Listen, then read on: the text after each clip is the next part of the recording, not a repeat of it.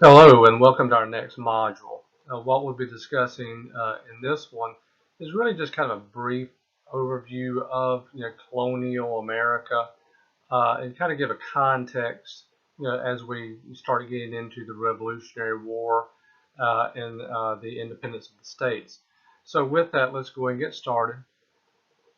Just want to throw this out there to you just as a question. Who were the colonists? Who were they? And when I do my classes, I like to kind of ask that question, leave it open-ended. But there are several different groups that we can talk about. One, the people searching for religious freedom. People like the Pilgrims, we remember from even studying in elementary school. You also have the adventurers, people going for broke. And it's worth mentioning at this point in time to try to give a good context and feel for what was happening during the 1600s and 1700s when people were coming to the New World. It wasn't like, as I say, hopping on a 747 and landing in JFK a few hours later. No, it took about a month on a boat, and it wasn't anything like you would see in the Pirates of the Caribbean movies. The people died. It was a very dangerous passage. And you weren't allowed on deck. You stayed down the hold. So there was a lot of disease, aside from just the treacherous trip itself. So we have to understand that the people who were coming to the New World were really rolling the dice. And when we talk about the adventurers, we're talking about people who were really going for broke to try to make it big in life. All right? Because even today, the class structure in the British model is still fairly rigid. All right. So anyway, right now we have these two groups that we can look at. Also, criminals. The one thing we always think about is Australia as a penal colony. They actually kind of wear that as a badge of pride for them. But we have to understand there was some of that going along here too. I like to tell people this story. I don't know if it's true or not. It just makes for a good story. My father had a distant cousin who did a lot of genealogical research back in the day. And as the story goes, there were a bunch of Macintosh brothers who were horse thieves. They were given the option of either being hanged or coming over here. All right, as I always joke around, don't worry, I won't steal your car. But again, there was some of that in play where criminals were sent over here to the New World. All right, indentured servants. If you remember from your Western Civ class or previous studies, indentured servants, basically you're talking about someone who didn't have enough money or didn't have the money to come over to the New World. But what they would agree to is they would basically agree to be someone's slave for maybe a period of 10 years to pay for the passage to come over to the New World. And after that 10 years was over, they got their freedom and maybe a small plot of land. All right. And unfortunately, we do have to recognize that there were slaves in the New World as well. All right. But above and beyond that, one thing we have to understand and recognize is, well, as I always say, a lot of my job in this class is trying to undo a little bit of what Schoolhouse Rock did for a lot of us back in the day in our youth. We didn't think of ourselves as Americans back in the late 1600s or early 1700s. If I walked the streets of Boston in 1750, I viewed myself as a British citizen. So when we talk about colonial America, we do need to point this out. Regardless of the different groups who are present, they all define themselves as British citizens. Okay. Another thing we have to point out about colonial America from an economic standpoint, the colonies were a captive audience for the British economy. Across history, when we think about the different uh, countries or empires, when we talk about an island nations are always starved for resources. They're always starved for resources to feed their growing economy. Britain was no different. So I remember seeing years ago, and I didn't prepare a slide for this, but if you looked at the Atlantic, It was one big circle. Ships would leave Britain with finished goods, sail down through the Caribbean, drop some things off, pick up some other things, sail back up to the mainland of North America, to the colonies, drop other goods off, pick other natural resources. And it was just this big circle between the trade winds and the Gulf Stream that really the natural resources from the New World were sent back to Britain to feed its economy, but also the finished goods were being sent to the New World as consumers. So again, the colonies were a captive audience, economically speaking, for the British Empire. All right. Now, when we talk about the colonies, we have to point out the constitutional history. Now, let me just kind of get to the punchline on something. When you, and most times when you take or teach this class, you get to this point and you start, you just maybe throw the question out, what was the problem? What was the problem ultimately that caused the colonists to want to break away from Britain? They viewed themselves as British citizens. What really was the problem?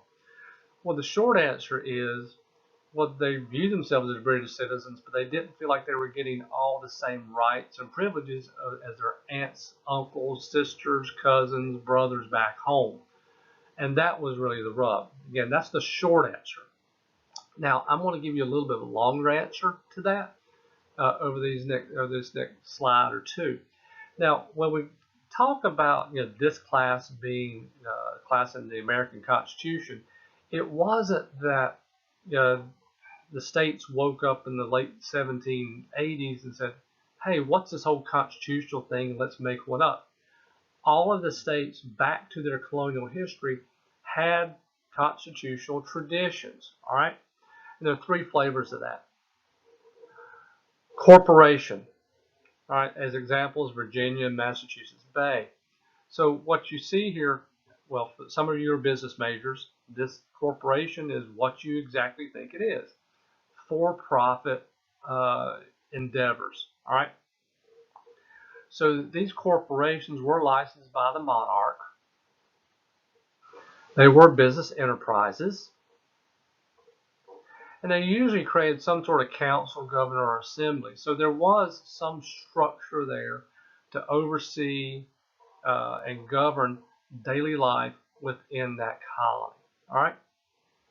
Now, compact. That's another form of constitution that we found in the colonies. And these were religious based. As a couple examples here, Plymouth, Rhode Island. So these were written, engineered governments. And this form, again, was in the context of some sort of religious colony. And as an example, with the Mayflower Compact, established a governor and legislature. So again, you still see here some sort of structure, and this is thus far very consistent with what we define in one of our first modules in terms of what is a constitution. Next slide. Thirdly, the proprietary principle. This is Maryland. And in very layman's terms, it established a quote-unquote king over a land grant. And again, a land grant was typically, that was provided by the king to a person or people in the form of ownership of a plot of land. Okay. So under the proprietary principle in Maryland, established an assembly for consultation, later evolved into a legislature. All right. And so with this, we do see the three flavors of constitutional history within the colonies. Now, let me add some comments to this to kind of give you a little bit more of a feel and flavor of why the colonies ultimately wanted to break with Britain. Well, I told you the short answer is they wanted the same rights afforded to their brothers, sisters, cousins, etc. Now, that's true. But let's dig a little further. Now, what we have to do is step back a little bit and consider some of the history of Britain, what was going on in the 1700s. They were in the middle of a lot of civil war, right?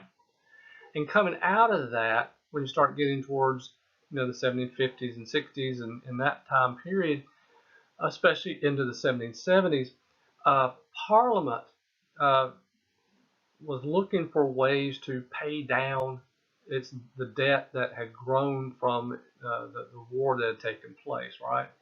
And we don't see any difference these days, do we, in governments trying to find new revenue streams for taxation. Well, anyway, if you think about the colonies, there are a couple things about this. I always like to throw this out to my classes. Think about this for a second. Think about where you work. What if you've been doing your job for 10 years? You're in your nice little cubicle.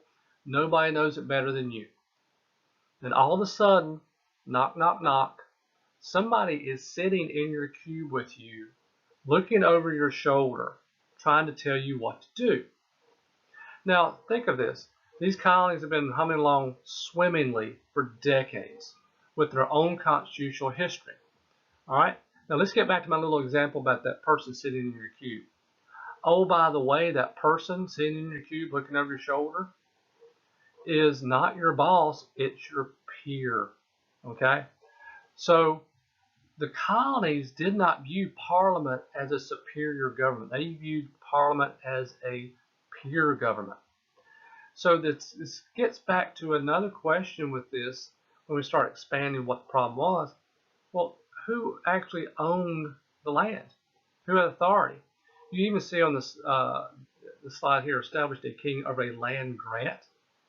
Parliament did not give the land to the colonies. It was the king, right? And so from that standpoint, the colonies, yes, they felt like that their rights were being taken away, but also they had ruled themselves forever and a day, just like you would have been doing your job perfectly fine by yourself.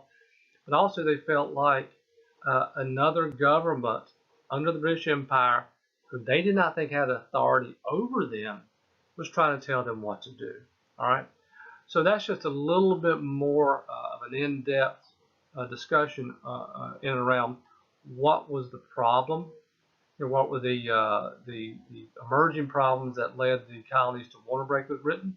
And again, a lot of that's wrapped up in the constitutional history that the colonies did have up into this time. All right, that's the end of this module. Again, as a reminder, go back and review this as needed. Start, stop, pause it as needed. And with that, we will pick it up with the next module.